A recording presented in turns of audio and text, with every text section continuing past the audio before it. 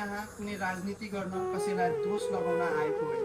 म आज एउटा अवैध बालिका गरिमाको लागि आवाज उठाउन आएको। 3 वर्षको गरिमा संसारलाई राम्रोसँग बुझ्न पनि पाएको थिएन। के सही के गलत, को आफ्नो को पराई, यो कुरा छुट्याउन सक्ने उमेर पनि भएको थियो। तर आज उनी हामी बिच रहेन।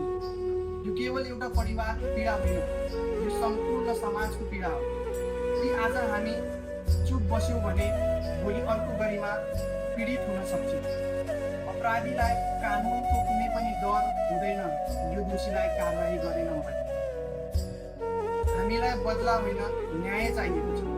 हामीलाई हिंसा होइन, कानुनी कारवाही चाहिएको छ। आज गरिमाको लागि उठेको हाम्रो आवाज भोलि अर्को बालबालिकाको लागि सुरक्षाको आवाज बन्न सक्छ। न्याय पाउनुपर्छ, दोषीलाई कानुनी सजाय हुनुपर्छ। अब मौन बसेर होइन, न्यायको लागि आवाज उठाउनुपर्छ। Justice for Garima.